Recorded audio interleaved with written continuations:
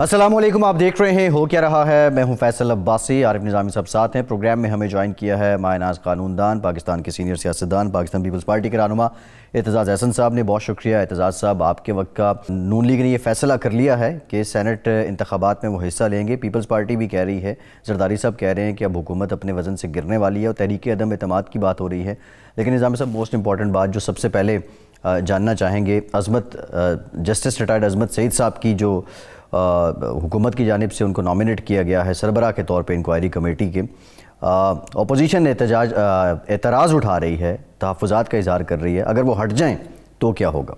जी चौधरी साहब, अस्सलाम वालेकुम। ये सबसे पहले तो अज़मत सईद में क्या ख़राबी है, नंबर एक। नंबर दो ये है कि जैसे ये फरमा रहे हैं कि अगर वो इनकार कर देते हैं, अगर वो वाकई चले जाते हैं तो फिर नए आदमी को मुकर्रर किया जाएगा। इनकार कहते हैं कि मैं नहीं जाता, फिर क्या होगा? बेहतर तो ये नहीं होता कि इस किस्म की जो तकर्री है वो बामी सलाह मशवरे से की जाए? बामी सलाह मशवरे से ज़रूर की जानी चाहिए। और मेरा ख्याल है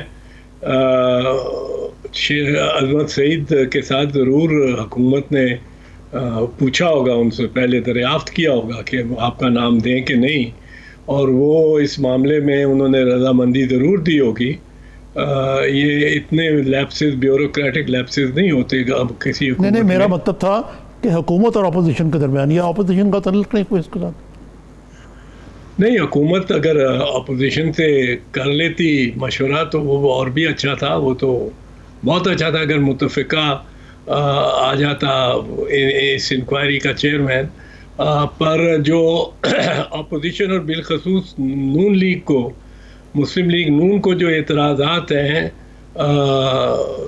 अज़मत सईद पे, वो अज़मत सईद में कोई ख़ामी नहीं। आपने पूछा क्या ख़राबी है अज़मत सईद में। मेरी निगाह में कोई ख़राबी नहीं है ऐसी जो उसको डिस्क्वालीफाई करती हो। वो एक मेहनती और अच्छा जज रहा है। ज़रा आजकल जजेस बोलते ज़्यादा हैं, उनमें से था यकीनन Azmat Saeed, but he was a overall hard working and good जज। और उसमें कोई ऐसी, मेरे ख्याल में, मुझे तो मैं तो उस पर एतमाद कर लूँ अगर मैं नून लीग की जगह हूँ। बट नून के जो हैं एतराज़ात, वो अपनी तरफ जेन्युइन है। और justice is not only to be done, justice is to be seen to be done. और नून वालों ने 3 बुनियादी एतराज़ात दिए हैं जो कि मेरा ख्याल है, मैंने कल भी कहा कि उनकी वजह से इनको गुरेज करना चाहिए शेख अज़मत सईद को इस असाइनमेंट को लेने का। एक, उन्होंने कहा है कि वो शौकत खानम अस्पताल के बोर्ड ऑफ डायरेक्टर्स पे हैं। दूसरा, उन्होंने कहा है कि वो ऑथर थे, अमंग द 5 जजेस थे जिन्होंने पनामा का फ़ैसला किया। हालांकि अपने तय मैं समझता हूँ और कहता भी रहा हूँ, बहुत पहले से कह रहा हूँ, पहले दिन से कह रहा हूँ कि पनामा जो है उस पर नरमी की है सुप्रीम कोर्ट ने। क्योंकि पनामा तो, ये जो कहते हैं पनामा से अकामा निकल आया, अकामा तो बहुत संगीन ऑफेंस है। आरिफ साहब, आप प्राइम मिनिस्टर हों एक मुल्क के, या आप फॉरेन मिनिस्टर हों और एक दूसरे मुल्क की एक कंपनी के मुलाजिम भी हों, उनसे तनख्वाह लेते हो या ना लेते हो। प्राइम मिनिस्टर तो नवाज शरीफ तो नहीं तनख्वाह लेते थे, अपने बेटे की कंपनी में थे, लेकिन उनका फॉरेन मिनिस्टर, डिफेंस मिनिस्टर तो बड़ी भारी तनख्वाह ले रहा था, बड़ी भारी, जी हाँ, 40,000 दिरहम के करीब। अब ये जो डिवाइडेड लॉयल्टी हो जाती है ना, पर बहरहाल इसमें इस वक्त जाने की ज़रूरत नहीं है। ये मेरा व्यू पहले दिन से है कि अकामा बहुत ज़्यादा सीरियस, सही है, रियासत से लॉयल्टी का और अपने हलफ का वाला जुर्म है। लेकिन इस वक्त नून बिल्कुल दुरुस्त, उसके जायज़ एक खदशात हैं। तीसरा उनका खदशा ये है कि चूँकि नैब में ये डिप्टी प्रोसिक्यूटर जनरल रहे हैं अज़मत साहब जज बनने से पहले, तो इसलिए फिर भी उनका कुछ रुझान और झुकाव उस तरफ हो सकता है। और अगर नहीं भी हो सकता तो जैसे मैंने कहा, इंसाफ सिर्फ होना नहीं चाहिए, असूल है कि भी आना चाहिए। उस असूल के तहत अगर नून ने ये एतराज़ात उठाए हैं तो मेरा ख्याल है किसी और जज को इनको चाहिए, गवर्नमेंट को, कि नॉमिनेट कर दें और अज़मत सईद साहब से या गवर्नमेंट माजरत कर ले या अज़मत सईद साहब माजरत कर लें। क्योंकि अपने तमाम तर बहुत सारे इख्तलाफात होने के मेरे नवाज शरीफ साहब से और मरियम बीबी की सियासत से, लेकिन मैं ये समझता हूँ कि ये उनका हक है और इसमें उनको उनकी दाद रसी होनी चाहिए। अच्छा चौधरी साहब, ये मुझे एक बात बताएं, आप इतने सीनियर ज्यूरिस्ट हैं, ये पाकिस्तान में एक रवायत सी बन गई कि जज हज़रात जब रिटायर होते हैं तो उनको कोई ना कोई नौकरी ऑफ़र कर दी जाती है, हालांकि आप जो उनके टर्म्स ऑफ एम्प्लॉयमेंट है उसमें उनकी तनख्वाह जो है मैंने किसी ने मुझे बताया उनकी पेंशन जितनी और तनख्वाह बराबर होती है और बड़ी राहत होती है।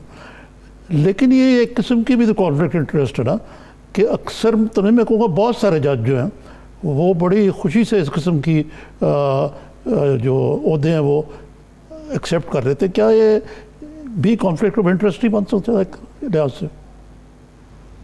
नहीं बनता तो है, पर अब रवायत ही बन गई है। इतने बड़े बड़े जजेस, एस आर रहमान साहब चीफ जस्टिस थे पाकिस्तान के, रिटायर हुए, वो लग गए थे अगरतला कमीशन कमेटी वो ट्रायल पे ट्राइब्यूनल में।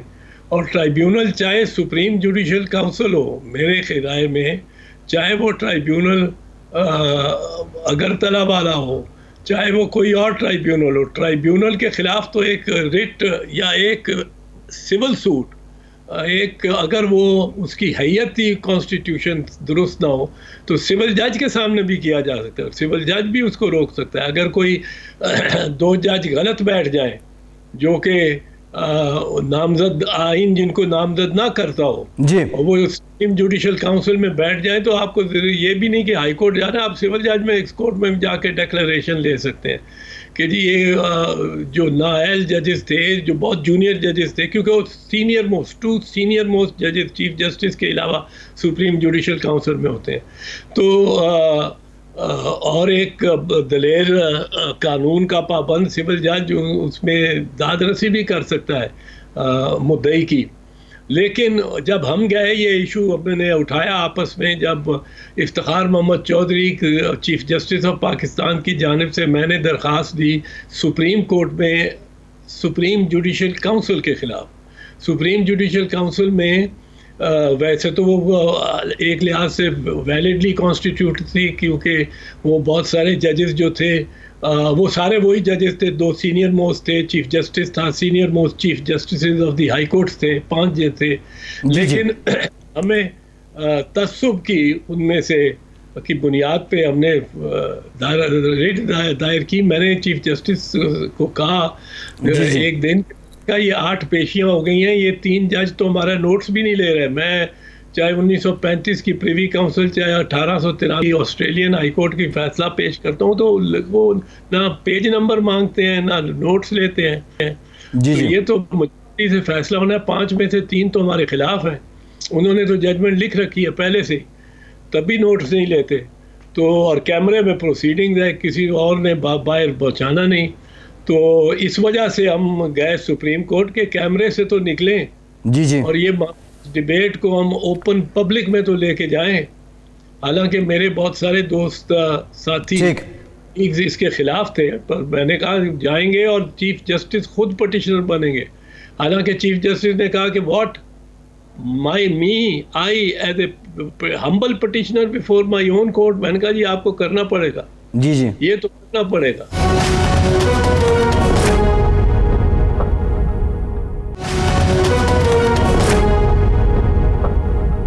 अच्छा चौधरी साहब, ये अजमत सईद साहब का जो मामला है, एक तो ये बता दें, अगर वो इनकार कर देते हैं तो हुकूमत किसी और को डायरेक्टली नॉमिनेट कर देगी या फिर उन्हें फिर राय लेनी पड़ेगी या सुप्रीम कोर्ट किसी और का नाम देगी, किसी रिटायर्ड जज का? एक तो ये बता दें।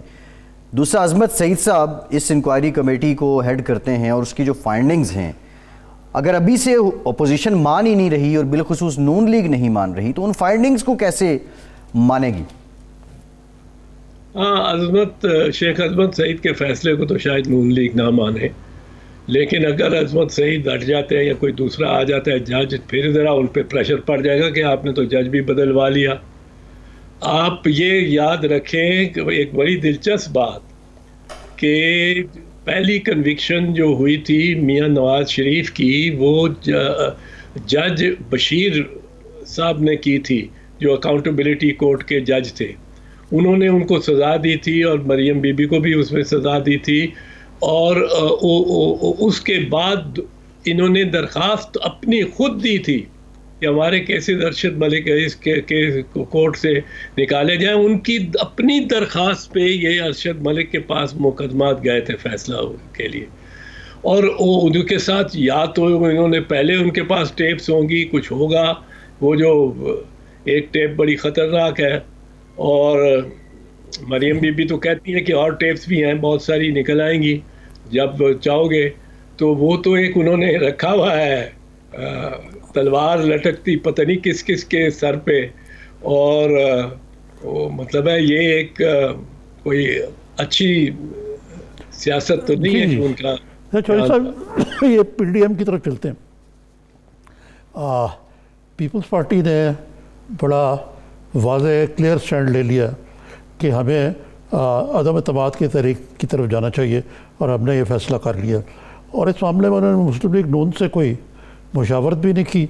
आज मुस्लिम लीग नून का जी निज़ामी साहब, मुस्लिम लीग नून ने आज अपने इजलास में, जिसकी सबसे पहले तो वो यूनिकनेस ये थी कि एक स्ट्रेंजर इन द हाउस जिनका नाम मरियम नवाज़ है, वो सदारत फरमा रही थी। वो वहाँ सदारत फरमा रही थी। जी, उन्होंने उसको कंडक्ट किया उसको। अब उनकी क्या हैसियत है फॉर पार्लियामेंट के हवाले से। और दूसरा ये कि ये देख लीजिए तब अदमतवाद के बारे में। जी, ये निज़ामी साहब दोनों जो चॉइस साहब जो पॉइंट्स हैं, एक तो पार्लियामेंट के अंदर मरियम नवाज साहिबा ने इसको कंडक्ट किया और वो ख़ुद मेंबर नहीं है पार्लियामेंट की, इस पर ज़रा बात करेंगे। और दूसरा अदम एतमाद से मुतालिक कुछ दिन पहले बिफोर टाइम निज़ामी साहब ने कुछ इंकशाफात किए थे और अब वो गिरहें खुल रही हैं। कहा क्या था, ज़रा देखिए। बज़ाहिर पीडीएम का नैरेटिव ये है कि जी लॉन्ग मार्च, इस्तीफे, धरना, लेकिन एक चीज़ का जिक्र नहीं है जो ज़ेर ज़मीन मेरी इत्तलात के मुताबिक चल रही है, और वो ये है कि बड़े ज़ोर शोर से जोड़ तोड़ के ज़रिए, मुज़ाकरात के ज़रिए एक पीटीआई की हुकूमतें वफाक में और पंजाब में इनके बारे में अदम एतमाद की तहरीक लाई जाए। और इस सिलसिले में जो ज़्यादा तशवीशनाक बात है कि जो एक पीटीआई का डिसग्रंटल्ड ग्रुप है उससे भी राब्ते किए जा रहे हैं। उनको पीडीएम उन्हें साथ मिलाना चाह रही है। जी, जो पार्टीज़ हैं वो एमक्यूएम पाकिस्तान है जिसकी 7 नशिस्तें हैं, पीएमएलक्यू 5 हैं। अगर यही 2 चली जाएँ तो पीटीआई फारिग हो जाती है। इस वक्त फेवरेट जो है वो पीपल्स पार्टी है, पीएमएलएन नहीं है, वो बनती जा रही है फॉर द फर्स्ट टाइम। जी चौधरी साहब, ये आपको मेरा तो पुराना तजिया, आप तो इनसाइडर में बताइए क्या होने वाला। नहीं, जहाँ तक तो आपने ये लिखी लिए इतराज़ लोगों का बताया कि वो मरियम क्यों प्रिजाइड कर रही हैं कुछ पार्लियामेंटेरियंस के, जो कि ख़ुद पार्लियामेंटेरियन नहीं है। इसमें तो मैं आपको कह दूं, मेरी तो राय इसमें बड़ा कि ये कोई हर्ज नहीं है। ये मीटिंग पार्टी की थी, मीटिंग पार्लियामेंटेरियंस की से ज़्यादा इम्पोर्टेंट है कि पार्टी की। अब अगर पार्लियामेंटेरियंस ने फिर भी पार्लियामेंट के बाहर से हिदायत लेनी है, और पार्टीज़ में भाई कई दफ़ा होते हैं कि जो उसके प्रेसिडेंट्स होते हैं वो पार्लियामेंट में नहीं होते। ये सारी ये होता है इसमें बरतानवी जमातों में तो जो प्रेसिडेंट होता है वो ना प्राइम मिनिस्टर होता है, ना एमपी होता है, ना कुछ होता है, बैठा होता है। और वो मीटिंग इस तरह बुलाता है, वो बुला रही हैं। अगर उन्होंने पार्लियामेंटेरियंस की मीटिंग बुला ली है मरियम बीबी ने, तो इसमें कोई हरज नहीं, मेरी निगाह में इसमें कोई हरज नहीं नज़र आता। ये बिल्कुल जायज़ और सही है, दुरुस्त है। बिकॉज मीटिंग किनकी है? मुस्लिम लीग नून की मीटिंग है, उनके पार्लियामेंटेरियंस की। अब उसमें आके और लोग भी बैठ सकते हैं। वो बुला लेती हैं अगर मिफ्ता इस्माइल को या ज़ुबैर को या उनके इतने लोग पार्लियामेंट के बाहर हैं, उससे कोई फस्क नहीं हो जाती ये कार्रवाई और इस मीटिंग की। और मेरे ख्याल में ये गलत क्रिटिसिज्म है, जायज़ क्रिटिसिज्म नहीं है मरियम के प्रिजाइड करने का। जी ठीक है। अच्छा, जो एक ब्रेक के बाद निज़ामी साहब डिटेल एक हिस्सा रह गया जो ब्रेक के बाद आपसे ब्रेक के बाद आपसे जान कि ये तहरीक अदम एतमाद में कौन कौन है पीपल्स पार्टी के साथ, ब्रेक के बाद इस पर बात करते हैं।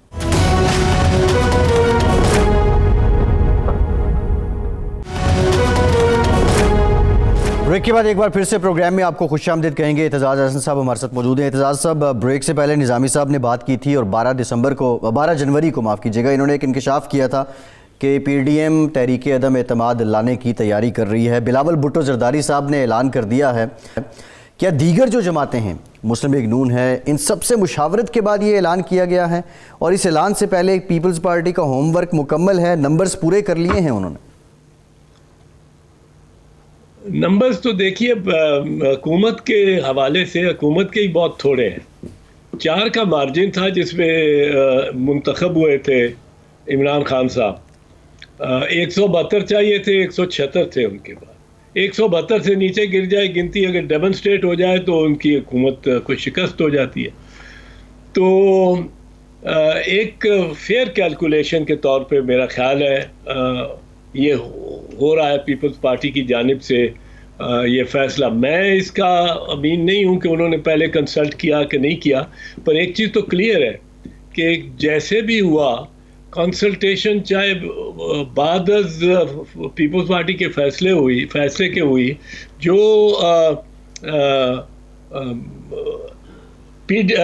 पीडीएम है। अब पीडीएम ने ये, क्योंकि एक बड़ी जमात मुस्लिम लीग नवाज ने ये तो तस्लीम कर लिया कि पीपल्स पार्टी का जो फैसला एक यकतरफा फैसला था, अकेली जमात का फैसला था, किसी को कंसल्ट नहीं किया गया था, पर ये फैसला था। और ये रिक्वेस्ट थी पीडीएम से कि बाई इलेक्शन में और सेनेट की इलेक्शन में ज़रूर हिस्सा लें। और वो सेनेट की इलेक्शन में हिस्सा लेने का जब उन्होंने खुद ये पीपल्स पार्टी नवाज ने अब फैसला किया है, तो वो हमारी बात ही मान ली है ना। तो हम इसी तरह बात करते हैं कि हम बात दलाइल से करेंगे, वोट ऑफ नो कॉन्फिडेंस की भी। और पीडीएम वाले हम ये तवक्को करते हैं कि हमारी बात और हमारे दलाइल और हमारे मंतक को पे कायल हो जाएंगे। सर साहब, ये बताइए कि ये जो पीपल्स पार्टी जो है वो जिस तरह मरियम और नवाज शरीफ रतबल लसान रहते हैं, अस्करी को ताकत को भी नहीं बख्शते, तो उन्होंने जहाँ तक कोई और लाइन है वो तो उन्होंने बिल्कुल बंद कर दी।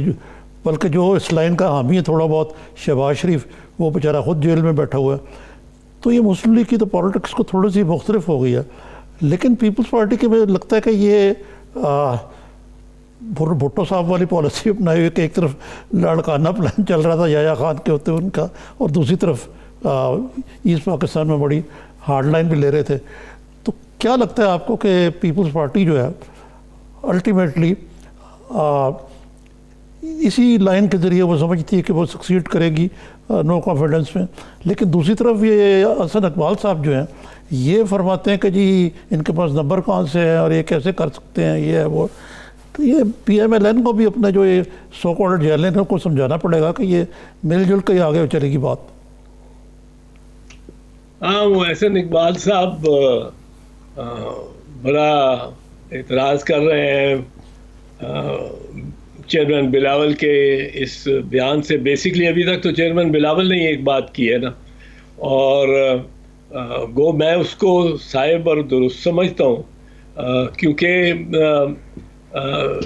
ये इस माहौल में एक आप जत्थे के जत्थे डी चौक में ले आए, तो फिर बड़ी जिम्मेदारी लीडरशिप की होगी कि उनको संभालें भी।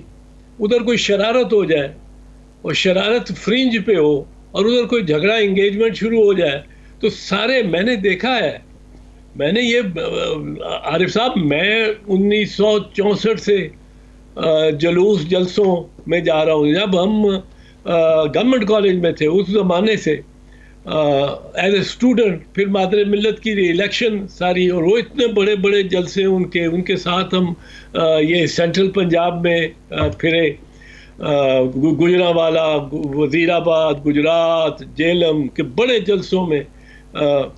उसके बाद पीपल्स पार्टी के जलसे, बीबी शहीद के जलसे और जुलूस। और मैं ये जानता हूँ कि लीडरशिप जो स्टेज पे खड़ी होती है ना, वो कई दफ़ा झगड़ा वो हो जाए एज पे, उसमें सक इन हो जाती है। वो झगड़ा दो जमातों का आपस में हो जाए जी, कोई गवर्नमेंट पे इल्ज़ाम लग रहा हो कि इन्होंने इसके बंदे भेज दिए इसमें, तो सारी पार्टी को की लीडरशिप को स्टेज पे खड़े सारी उसमें खींच के आ जाती है, और उसमें मुतनाज़ा और एक हरीफाना पोजीशन लेनी पड़ती है और बड़ी रिजिड हो जाती है फिर। और फिर ये तो एक ऐसा मकाम है जहाँ सुप्रीम कोर्ट है, जहाँ इलेक्शन कमीशन है, जहाँ प्राइम मिनिस्टर सेक्रेटेरिएट है, जहाँ पार्लियामेंट हाउस है, जहाँ प्रेसिडेंसी है, पार्लियामेंट की प्राइम मिनिस्टर की रिहाइशगाह है, ये सारे इस किस्म का इलाका है। इसमें इतना बड़ा मजमा अगर बेकाबू हो जाए जी जी, तो हम पे भी लगेगा, ट्रम्पिज्म का इल्ज़ाम लगेगा ना। ठीक है। तो इसको आजकल 6 जनवरी के वाक़े से अमेरिका में वाशिंगटन डीसी इतना पढ़ा लिखी कौम है, इतनी ज़ीरक कौम है, इतनी खुशहाल कौम है, इतनी डिसिप्लिन वाली, अमूमन डिसिप्लिन हमसे बहुत ज़्यादा होता है। वहाँ कह दिया जाए कि ऑड नंबर की गाड़ी आज नहीं आएगी, कोई भी लाखों गाड़ियाँ लॉस एंजलिस में दाखिल ही नहीं होंगी अगर उन्होंने कह दिया ऑड नंबर की गाड़ी नहीं आएगी। तो ये अमेरिका में फिर भी हमसे तो बहुत ज़्यादा डिसिप्लिन है, बहुत ज़्यादा, और उसमें भी हमला हो गया एक कैपिटल पे। तो हमें सोचना चाहिए, पीपल्स पार्टी लेकिन दरखास्त ही करेगी, अपनी राय ही देगी पीडीएम में, और पीडीएम जो फैसला करेगी, अल्लाह करे वो बेहतर और सही फैसला करे। ठीक है। मैं तो समझता हूँ कि इस वक्त हमें ज़रा एहतियात ही करनी चाहिए। जी, एतजाज साहब, ये जो फॉरेन फंडिंग का मामला है, इसके ज़रा सियासी पहलू से अलहदा होके, जो उसके तो अपने हैं, ज़ाहिर है कोई एक दिन आगे होता है, कोई पीछे होता है।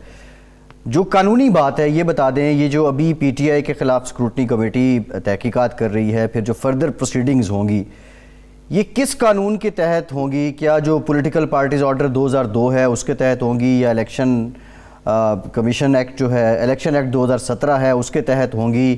और इसके सर्कमस्टांसेस क्या हो सकते हैं? इसमें से कुछ निकलेगा? जो अपोजिशन इतना वावेला कर रही है, इनकी मंशा के मुताबिक ही आपको लगता है कोई फैसला आ सकता है?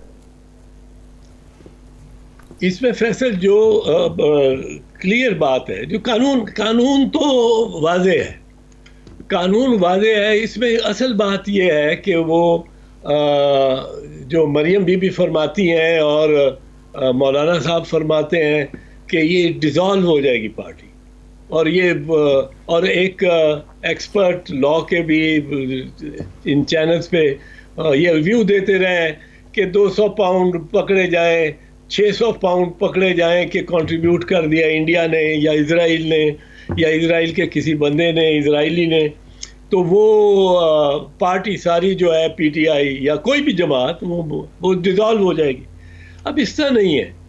पार्टीज़ के बारे में एक बुनियाद से शुरू करना चाहिए। बुनियाद ये है कि आर्टिकल 17 आइन का एक पार्टी बनाने को एक बुनियादी हक देता है, बुनियादी हक है, और इसमें 2 फैसले बुनियादी है सुप्रीम कोर्ट के। एक फैसला है मियां नवाज खैर बीबी शहीद का 1988 में, जब सिंबल की बात थी और नॉन पार्टी इलेक्शन को हमने चैलेंज किया था सुप्रीम कोर्ट ने। मैं गया था उस समय सुप्रीम कोर्ट में, याया बख्तियार साहब लीड काउंसिल थे हमारे। दूसरा है मियां नवाज शरीफ का मुकदमा 1993। ये कहते हैं कि ये एक फंडामेंटल राइट है। अब उसको डिसॉल्व किस तरह किया जा सकता है? वो आइन खुद कहता है, वो डिसोल्यूशन उसकी आइन के तहत हुकूमत की रेफरेंस पे सिर्फ और सिर्फ सुप्रीम कोर्ट कर सकता है। अब अगर हुकूमत नहीं करती रेफरेंस कोई और जाता है तो वो किस्मत आजमाएगा, और हो सकता है सुप्रीम कोर्ट, मैं समझता हूँ सुप्रीम कोर्ट उसको भी, अगर बहुत सीरियस इल्ज़ामात हों और कोई पार्टी लीडर हो, कोई पार्टी लीडर के तौर पे गया हो, जिस तरह एक पटिशनर की प्रोफाइल होनी चाहिए, वो अगर नवाज शरीफ जाएंगे तो मेरा ख्याल है it will be a high profile case, वरना वो भी अब लगेगा वक्त उसमें कुछ जी सुने जी जाने में। जी जी ठीक अब है। एक तो ये है डिसोल्यूशन इस तरह नहीं होती कि आपने 100 200 400 पाउंड दे दिए, इस तरह तो मोदी हर पार्टी को वो करवा ले, डिसॉल्व Disqualify। करवा ले। वो अपना मतलब किसी बंदों को क्या है जो खासकर मुसलमान हो लेकिन वो इंडियन हो और वो बैठे लंदन में हो, वो उनको कहे आप ये $10,000 पहुंचाओ पीपल्स पार्टी के बैंक अकाउंट में, इलेक्ट्रॉनिक ट्रांसफर कराओ। मुस्लिम लीग नवाज में तो शायद ना करें, उनके ज़रा ज़ाती ताल्लुकात हैं बड़े अच्छे, पर वो भी उड़ा दे। ये तो बड़ा आसान काम हो जाएगा जो मुल्क के मतलब खिलाफ है कि वो पार्टियों को ही उड़ा दें, डिसॉल्व कर दें। इस पे रिसेंटली इस पे खैर पहले बेनज़ीर भुट्टो बीबी शहीद का ही फैसला है 1988 में, और अभी 2018 में वो हनीफ अब्बासी के केस में सुप्रीम कोर्ट ने बड़ा वादे तौर पे कहा है कि इस तरह उन्होंने कहा है कि एक तो है aided by the foreign entity. Aided का मतलब है कि वो उसमें कॉन्स्पिरेसी भी कर रहे हैं, वो आपको पैसा भी दे रहे हैं और आपसे कुछ करवा भी रहे हैं, उनका अपना एजेंडा एडवांस कर रहे हैं, वो कोई मसलक अपना एडवांस कर रहे हैं। दूसरा है फंडेड पार्टीज में एक है प्रोहिबिटेड फंडिंग है कि कोई अगर गैर मुल्की शहरी दे देता है पैसे तो वो पैसे वो हिस्सा पार्टी से वो जब्त कर सकती है इलेक्शन कमीशन। डिसॉल्व नहीं होती ना, इलेक्शन कमीशन को इख्तियार है करने का, वो हिस्सा जब्त कर सकती है। और तीसरा ये है कि फॉरेनर जिसके पास नाइकॉप है या पाकिस्तान का शहरी, ये दे सकता है फंड्स पार्टी को। तो ज़्यादा से ज़्यादा ये होगा कि वो जो हिस्सा वो पैसे डिडक्ट कर लिए जाएंगे, जब्त हो जाएंगे ज़्यादा से ज़्यादा, आप ये कह रहे हैं। ठीक, बहुत शुक्रिया चौधरी एतजाज़ हसन साहब, आपके वक्त आप हमारे साथ मौजूद थे। एक ब्रेक के बाद जो तवानाई के मसाइल हैं, बिजली की कीमतों में इजाफे का हुकूमती फ़ैसला, और ये क्यों हुआ, इसकी नौबत क्यों आई। ब्रेक के बाद वज़ीर-ए-आज़म के मुआवन ख़ुसूसी बराए तवानाई ताबिश गौहर साहब हमें ज्वाइन करेंगे, उनसे गुफ्तगू करते हैं। हमारे साथ रहिए।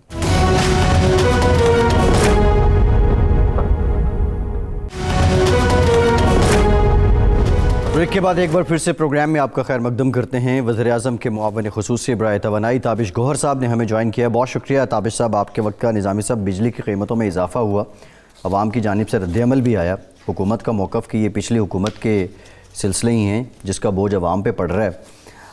लेकिन और भी बड़े मसाइल हैं, गर्दिशी कर्ज़े का मसला है, पावर जनरेशन का है, उसकी तरसील का है, एक बहुत बड़ा पावर ब्रेकडाउन भी हुआ। ये गुत्थी दिन ब दिन पेचीदा होती जा रही है निज़ामी साहब। जी हाँ ताबिश साहब, सबसे पहले ये बताइए कि इस हुकूमत की रवायत बन गई है कि जो भी मामला हो वो कहते हैं पिछली हुकूमत का कसूर है। आप तो अभी आए हाल ही में, लेकिन 2.5 साल तो हो गए इस हुकूमत को, तो अगर वो सारी ख़राबी करके तो उसको फिक्स भी तो करना चाहिए था ना। लेकिन जो क्या कहते हैं उसको, सर्कुलर डेट या गर्दिशी कर्जा, वो डबल से भी ज़्यादा हो गया। कितने 23 ट्रिलियन आई थिंक। हाँ, जो भी है वो, तो वो अपनी जगह पे बिजली के रेट बढ़ रहे हैं, लेकिन वो बात तो ठीक है, वैसे एंडेमिक इशू है ये। Sorry 2.3 trillion. ये क्या नाम है इसका, जो पावर डिस्ट्रीब्यूशन की ख़राबी है, पावर की चोरी है, इनएफिशिएंसी है, हमारा जो एक एंडेमिक शॉर्टेज है ऑफ फ्यूल, तो इससे समझ तो आती है, लेकिन इसको को फिक्स करने में कोई बात बनी नहीं अभी तक। जी बहुत शुक्रिया निज़ामी साहब। देखें, जो हल है वो इतना आसान नहीं, मामला काफ़ी पेचीदा है। जो माजी में मुआहदे किए गए उस पर बहुत कुछ कहा जा चुका है, लेकिन ये जाहिर है टेक और पे बुनियाद पे हुए थे, और इन मुआहदों को यकतरफा तौर पे तोड़ना या उस पर नज़रसानी करना तो इस हुकूमत के पास भी ये ऑप्शन नहीं है।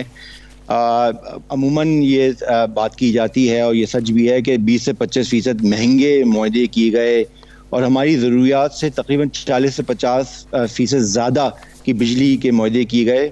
और सोने पे सुहागा ये है कि जो पहले 10 साल के जो बिजली के नर्ख हैं वो अगले 15 साल के नर्खों की बनिस्बत दुगने हैं। तो ये तो खमियाजा कभी ना कभी हमने भुगतना था बहैसियत कौम, जो अब इस हुकूमत को निपटाना पड़ रहा है।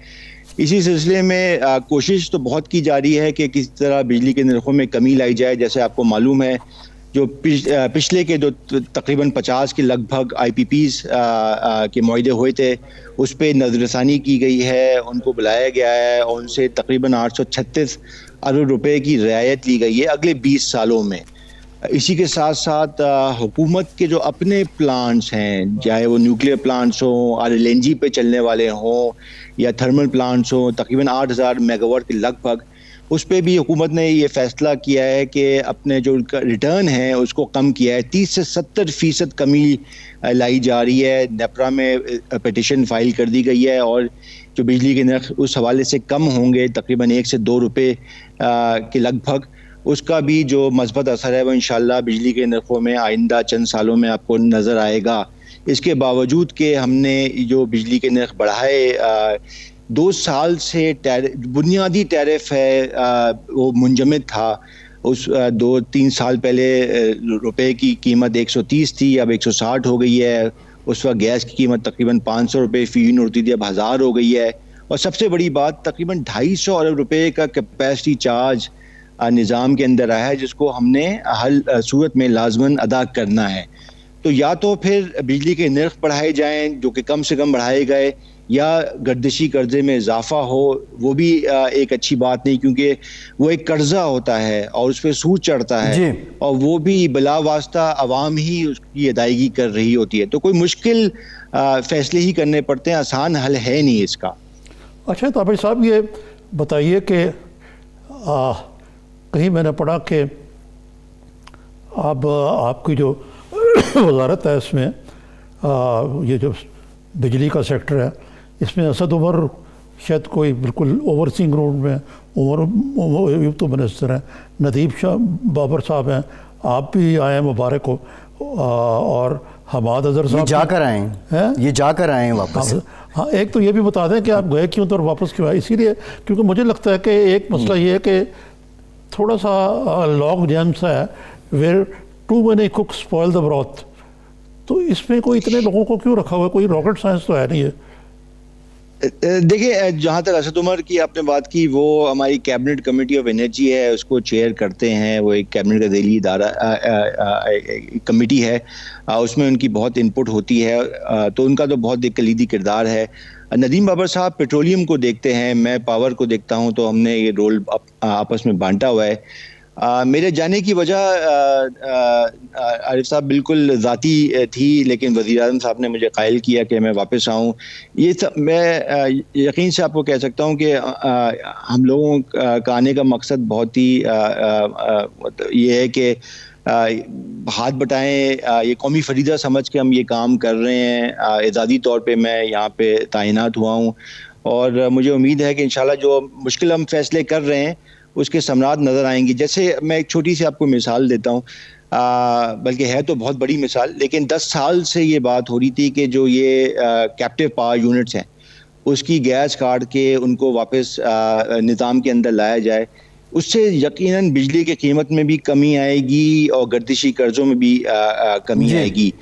ये तकरीबन 1000 के करीब यूनिट्स हैं जो कम एफिशिएंसी पे गैस को इस्तेमाल कर रहे हैं, अपनी बिजली बना रहे हैं।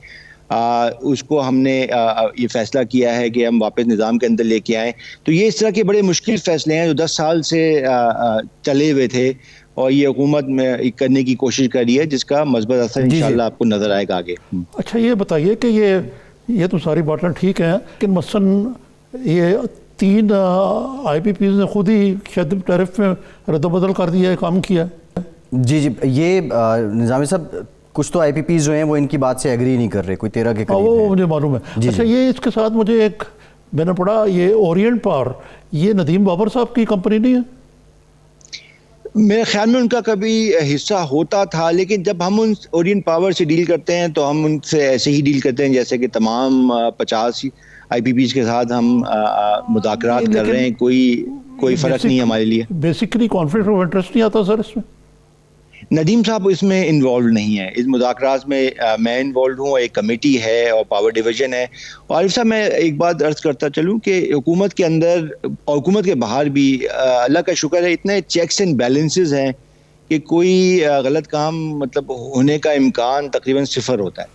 तो जो भी होगा सबके साथ यकसा सलूक जी, होगा जी। और यकसा सलूक ही कर रहे हैं हम लोग। ठीक है। अच्छा ताबिश साहब, आपने कहा चेक्स एंड बैलेंसेस हैं, बड़ी ज़बरदस्त सर्विलियंस है आप लोगों की। 2019 में पाकिस्तान सालाना 124 अरब यूनिट्स बिजली के पैदा करता था, 2018 में भी इतना ही करता था, 2020 में 123 हो गए। लेकिन डिमांड भी तो नहीं है ना अब। डिमांड भी नहीं है, वो इंडिकेट करता है कि हमारे यहाँ जो शायद इंडस्ट्री अब उस तरह कंज्यूम भी नहीं कर रही। एक बात, गर्दिशी कर्जा भी बढ़ गया, निर्ख भी बढ़ गए। अभी निज़ामी साहब ने भी एक जानिब इशारा किया, ये चेक्स एंड बैलेंसेस भी हैं। इसके बावजूद 2.5 साल आपको हुकूमत में भी हो गए, लेकिन ये अवाम तक रिलीफ मुंतकिल नहीं हो रहा। ये बोझ जो ₹1.80 या ₹1.90 का है, ये भरना अवाम नहीं है। इसमें कितना टाइम और लगेगा? देखिए, मैं वक्त का तयन तो मैं नहीं कर सकता कि बिजली के निर्ख कम हो जाएंगे। मैं तो इस्लाहात का जिक्र कर सकता हूँ। जैसे मैंने कैप्टिव का जिक्र किया, अगर 2500 मेगावाट वापस सिस्टम में आ जाता है तो आप इक्वेशन के तौर पे देखें, डिनोमीटर जब बढ़ता है तो बिजली की जो पैदावार है या बिजली की जो सलाहियत है वो ज़्यादा लोगों में बढ़ जाएगी, तो फी यूनिट कीमत कम हो जाएगी। तो एक बहुत बड़ा फैसला सीसीओई ने किया है। इंशाल्लाह कल कैबिनेट भी उसकी मंजूरी दे देगी। इसी के साथ जैसे आपको मालूम है 3 माह कबल हमने एक इंडस्ट्रियल टैरिफ पैकेज का ऐलान किया था, जिसके तहत हर इजाफी यूनिट पे 25 से 50% की रियायत दी गई थी। उसके बड़े अच्छे असर जो अच्छे नताइश नज़र आ रहे हैं हम लोगों को। पहले महीने में 2.5% का इजाफा हुआ, अगले महीने में तकरीबन 9% का इजाफा हुआ बिजली की तलब में। और जैसे तलब बढ़ेगी तो खपत हो जाएगी ज़्यादा यूनिट्स के ऊपर, तो बिजली के नरखों में कमी आएगी। तो ये इसी तरह के इक़दामात हैं जो हम कर रहे हैं। इसी तरह हमने एक और बड़ा अहम फैसला किया आरिफ साहब, कि जो पुराने हमारे अपने पावर प्लांट से जो 1970-80 में बने हुए थे, जो कि बहुत ही लो एफिशिएंसी में चल रहे थे, आधे बंद कर दिए हैं। आधे 3500 मेगावाट में से आधे बंद कर दिए, और मजीद आधे जो रह गए हैं वो भी अगले 12 महीने में बंद हो जाएंगे। तो उसका भी जो बोझ था बिजली के निर्खों में वो भी हट जाएगा। इसी तरह के छोटे छोटे या बड़े बड़े इक़दाम करके ही हमने बिजली के निर्खों में कमी लानी है। अच्छा ताबिश साहब, ये तो बात आपकी ठीक है कि आप पूरी कोशिश कर रहे हैं, लेकिन ये जो आपने कहा कि गुज़श्ता हुकूमतों में कसूर है, प्लानिंग का भी कसूर है, मौजूदा हुकूमत की भी ज़ाहिर है कोई फॉल्ट्स होंगी, लेकिन उसमें से एक जो बड़ी फॉल्ट मुझे नज़र आई है वो है कि ये LNG जो है हमारा क्रंच टाइम तो सर्दियों में आता है ना, और LNG कहते हैं ना, लिक्विड, वो आपके 2 जहाज़ जो है वो UAE ने रिजेक्ट कर दिए, और अब आपको बहुत महंगे दामों ख़रीदनी भी पड़ेगी LNG, और उसके अलावा एक जो शॉर्टेज होगी। अब आप बिजली घर जो हैं वो बंद कर रहे हैं जिनको गैस फ्राहम नहीं कर सके थे आप, और 900 सनतों को ये इफ़ेक्ट होगा। डोमेस्टिक ने तो छोड़ ही दी हुई है अब गैस जो है करना। तो ये सूरत हाल में जो ये लैक ऑफ प्लानिंग है या वक्त, इसके लिए कोई आपने कहा ना चेक्स एंड बैलेंसेस है, तो क्या चेक्स हैं ऐसे ब्यूरोक्रेट्स पे या सियासतदानों पे या वज़ीरों पे उसको ठीक करें? जी सर। देखिए जी, जहाँ तक LNG का ताल्लुक़ है, जो कि मेरा बराह रास्त से ताल्लुक़ नहीं, लेकिन अगर मैं अदाद शुमार देखूँ दिसंबर के महीने और जनवरी के महीने में या नवंबर के महीने में जो LNG जितनी आई और जिस दाम पे आई, और अगर हम उसका मुकाबला करें 2019 का और 2018, तो शायद आपको हैरानी हो सुन के कि दाम गिरे हैं, डॉलर पर मिलियन BTU के हिसाब से दाम गिरे हैं। और इस दफ़ा शायद अगर इंसाफ से काम लिया जाए तो गैस की किल्लत इतनी नहीं थी जितनी कि पिछले सालों में रही है। तो ज़्यादा गैस भी मंगवाई गई और निस्बतन सस्ती भी मंगवाई गई। कुछ एक कार्गो होते हैं जो महंगे पड़ जाते हैं स्पॉट की बुनियाद पे, कुछ एक आध कैंसिल भी हो गए, अखबारात में भी आया, लेकिन मजमूई तौर पे गैस पावर सेक्टर को मिली है। इसी तरह जो एक मुंसलिक सवाल होता है कि आप तेल पे कितनी बिजली बना रहे हैं, तो देखिए 2018 की अगर हम बात करें तो 23% बिजली तेल पे बनी थी। उसके बाद बतदरीज गिरते गिरते 5 और 4% पे आ गई है। तो किसी एक दिन या एक घंटे या एक हफ्ते में तेल पे बिजली जरूर बन जाती है। कोयले पे बढ़ गए ना ताबिर साहब, कोयले पे आप बढ़ गए। अब इस पे एक इशू ये है, ये फर्नेस ऑयल जो है वो इतनी बड़ी कोयला जी कोयले पे जो है वो बढ़ गए हैं। लेकिन इसका ये है कि अब जो आपकी माहौलियाती मॉनिटरिंग एजेंसीज हैं उन्होंने रोड़ा डाल देना आप पे, क्योंकि कोयला तो पूरी दुनिया में इसके पावर प्लांट्स को मुनासिब नहीं समझा जाता। तो ये भी तो कोई दूसरी जानिब ग्लोबल वार्मिंग से लड़ने का अज़्म है आपकी सरकार का, तो ये तो कोई मिसन मैच है। देखिए इसमें थोड़ा सा इसमें तजाद ज़रूर नज़र आ सकता है आपको, लेकिन ज़ाहिर हुकूमत ने कहा है कि 2030 तक 60% जो बिजली हम बनाएंगे वो साफ़ बिजली बनाएंगे, यानी हवा से या शमसी तवानाई से या पानी से। लेकिन उसके साथ साथ हमारे पास अल्हम्दुलिल्लाह 172 बिलियन टन थर में कोयला है। उस कोयले की कीमत को कम करना है, उसको हम ज़्यादा इस्तेमाल करें तो उसकी कीमत फ़ी टन कम हो जाएगी और उसको इस्तेमाल करने में हमारी बिजली के नरखों में कमी आएगी। तो हमने अभी देखना है, अगर हम 10 या 12% कोयले से बिजली बना रहे हैं तो उसको अगर हम 20% तक ले जाते हैं तो इतना कोई मुज़ायका नहीं है अगर हम इसको फाइनेंस कर सकें। ये मेरी ज़ाती राय है कि हमें बिल्कुल ख़त्म नहीं कर देना चाहिए, क्योंकि अल्लाह मियां ने हमको एक दिया है, ये एक रिसोर्स। जी, मैं तो इस्तेमाल भी करना करता हूँ, मरता क्या ना करता। तो अगर हमें मिल रही है कोयला और हमारे पास मौजूद है तो हमें इस्तेमाल करना चाहिए। हम ये लग्जरी नहीं ले सकते कि लोग हमारे जो बिजली के बगैर बैठ रहे हैं, सनतें बंद हो रहा हम कहें जी हम तो एनवायरनमेंट की वजह से कर। अच्छा जी मुख्तर मुझे बता दें ताबिर साहब कि क्या ये कुछ आपके जहन में क्या लाया अमल है कि जब तक कि PTI की हुकूमत की टर्म पूरी हो कुछ मामलात में चले अगले साल तक ही कुछ बेहतरी आ जाए? जी, मैं बहुत पुरुमीद हूँ कि अगर हम इस तरह के मुश्किल फैसले करते रहे, जैसे कि हमने कैप्टिव को गैस की कटौती का ऐलान किया है, अपने पुराने जो प्लांट्स हैं उनको बंद कर दिया है, मुज़ाकरात कर रहे हैं IPPs के साथ, उसको हतमी शक्ल दे रहे हैं अगले चंद एक दिनों में, तो मुख्तलिफ अवामिल है। इसके साथ एक मैं और जिक्र कर दूं, जो डिस्ट्रीब्यूशन कंपनी बिजली की चोरी, बिलों की अदम अदायगी का बहुत जिक्र रहता है, उसमें हमने सूबों से बात करनी शुरू कर दी है, सूबा सिंध और KPK की गवर्नमेंट के साथ, कि ये जो तमाम का तमाम बोझ वफाक के कंधे पे है उसको बांटा जाए। प्राइवेटाइजेशन की तरफ भी हम जा रहे हैं, मैनेजमेंट कॉन्ट्रैक्ट की बात भी करनी शुरू कर दी है। तो अगले 2-3 सालों में वहाँ पे जो 150 से 200 रुपए का खसारा है हमको, उसमें भी इंशाल्लाह कमी आएगी, जिसका बराह रास्त असर बिजली के नरखों पे पड़ेगा, क्योंकि अभी एक अच्छा सारिफ जो है वो भी एक बुरे सारिफ का बोझ उठा रहा है। तो वो जब बोझ कम होगा तो बिजली के नर्ख भी कम होंगे। तो मैं उम्मीद कर रहा हूँ और हमारा इरादा भी है कि अगले 2 से 3 सालों में बिजली के शोबे में ये गर्दिशी कर्जे का बोझ भी कम होगा, बिलों की के नरखों में भी कमी आएगी और ये निज़ाम मुस्तहकम हो जाएगा इंशाल्लाह। जी, तो ये गर्दिशी कर्जे कब तक आपको उम्मीद है कि आप इनको ज़ीरो पे ले आएंगे? नहीं, ये दावा मैं नहीं करूंगा अरे भाई, लेकिन जो बहाव है, गर्दिशी कर्जे का बहाव है, जो इजाफा है, वो हम पूरी कोशिश कर रहे हैं कि जल्द अज जल्द उसको कम से कम लाया जाए। देखिए, हम गर्दिशी कर्जा कहते हैं, इसको आप इस तरह देखिए, ये सब्सिडी है, ये एक सब्सिडी है जो आवाम तक मुंतकिल हो रही है हुकूमत की तरफ से। तो इस सब्सिडी को हम कर्जे का नाम भी दे देते हैं, क्योंकि नून लीग के दौर में तो ये गर्दिशी कर्जा ही था ताबिर साहब, अब आपके दौर में ये सब्सिडी हो गई है। जी, क्योंकि महंगी बिजली हो गई है। अब देखिए, अगर 15 या 18 रुपए की बिजली के नर्ख कर दिए हमने एक आम आदमी को, इस वक्त बढ़ाने के बावजूद, बिजली के नर्ख बढ़ाने के बावजूद, जो लाइफ लाइन कस्टमर है जो 50 यूनिट इस्तेमाल कर रहा है उसकी बिजली के नर्ख 4 रुपए हैं, और जो 100 यूनिट तक इस्तेमाल कर रहा है उसके रेट का 8 रुपए हैं। ठीक है, तो अभी भी सस्ती बिजली हम दे रहे हैं बढ़ाने के बावजूद। तो कुछ ना कुछ तो गर्दिशी कर्जा या सब्सिडी का बोझ बर्दाश्त करना चाहिए, क्योंकि बिजली ऐसे महंगी हुई है। सारा का सारा कॉस्ट ऑफ सर्विस अगर हमने मुंतकिल कर दिया तो शायद आवाम मुतहम्मिल ना हो सके। अच्छा गौर साहब, ये अगली किस्त कब आ रही है अब बिजली के रेट्स में इजाफे की? इसका कोई अभी इरादा नहीं है, ना फैसला हुआ है। यकीनन नेपरा ने बिजली के नर्ख ज़्यादा बढ़ाए थे। वज़ीर-ए-आज़म साहब ने कम से कम बढ़ाने का हुक्म दिया है। आपको मालूम है, एक ढकी छुपी बात नहीं, IMF का भी दबाव है हमारे ऊपर कि बिजली के नर्खों में इजाफा किया जाए। तो इसके बाद बढ़ाने का कोई फैसला नहीं है। इसमें ज़्यादा मेरे पास मालूमात भी नहीं इसके बावजूद। जी इसके अलावा ठीक, बहुत शुक्रिया ताबिश गौहर साहब, मुआवन खुसराए तवानाई वज़ीर-ए-आज़म के हमारे साथ मौजूद थे। निज़ामी साहब आपका भी शुक्रिया। आज के प्रोग्राम से इतना ही।